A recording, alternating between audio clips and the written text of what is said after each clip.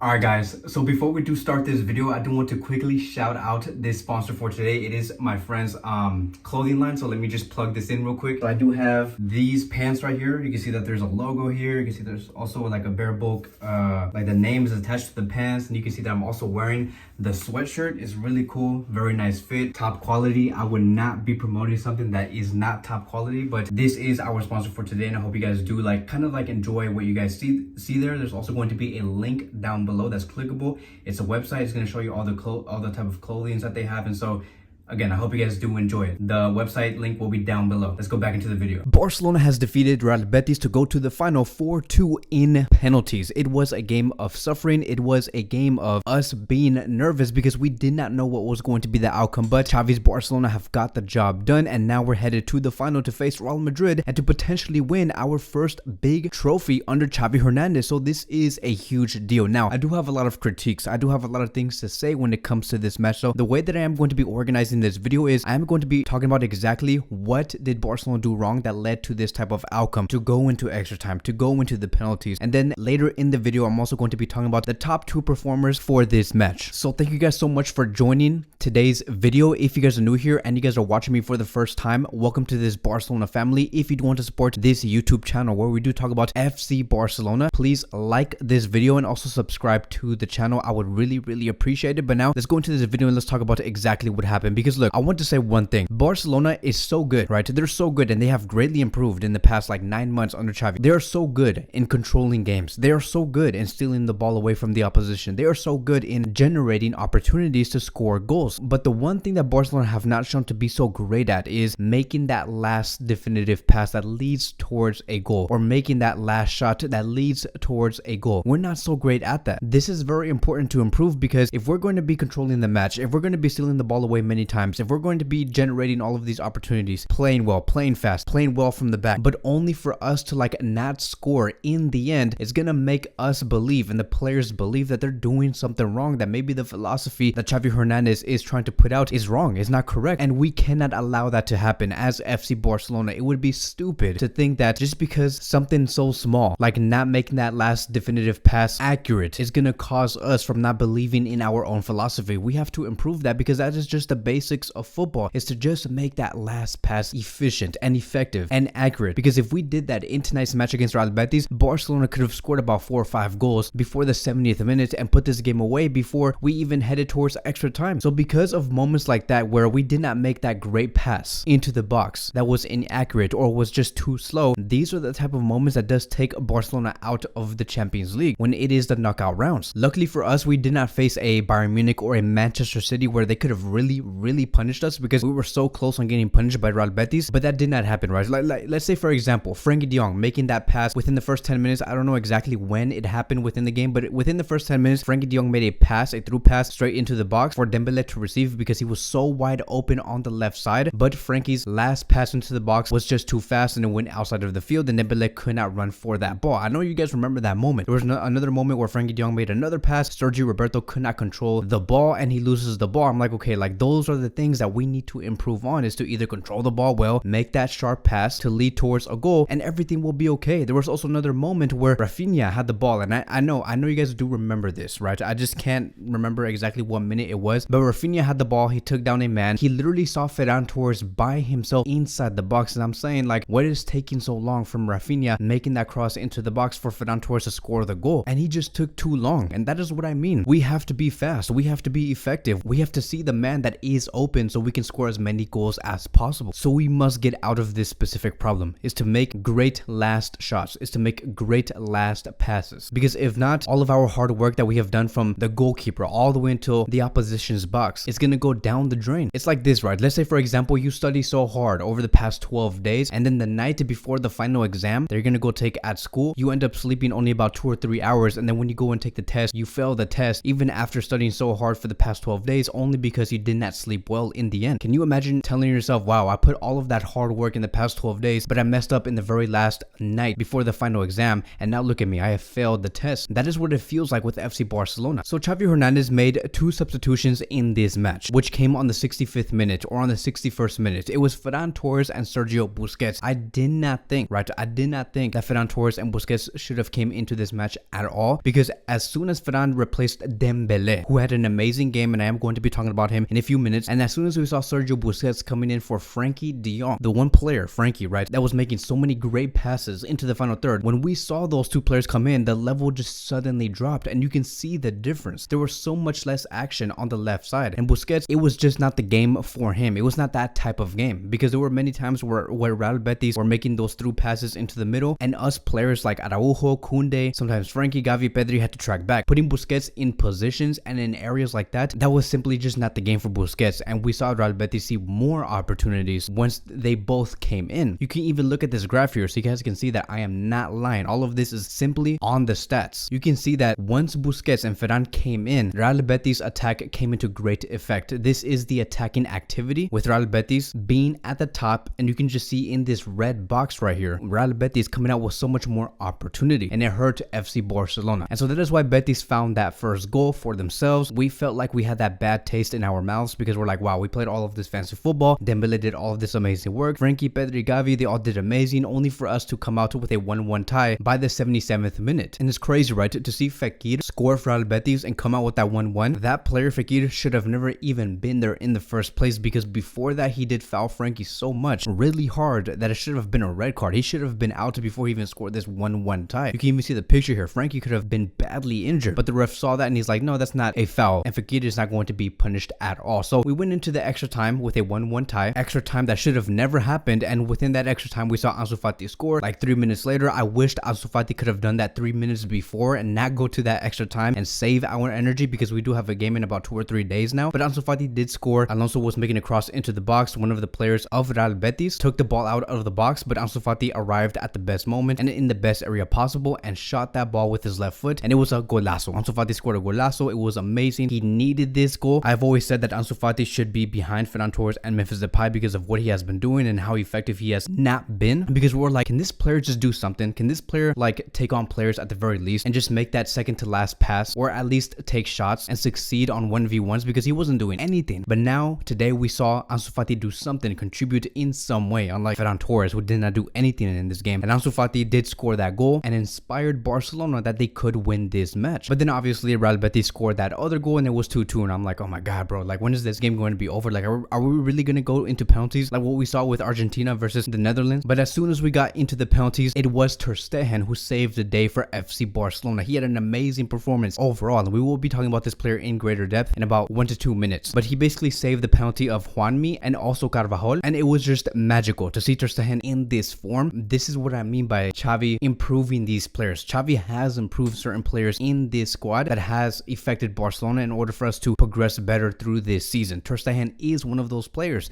and so now we have the opportunity to face Real Madrid and the opportunity to potentially win a trophy under Xavi Hernandez. This is just how Barcelona live now, right? We can't go through certain games without going through so much nervousness, so many headaches. We just have to suffer through games. We suffered through Atletico Madrid, we suffered through the game before that against Espanyol, and now we have suffered against Real Betis. And Xavi does know this.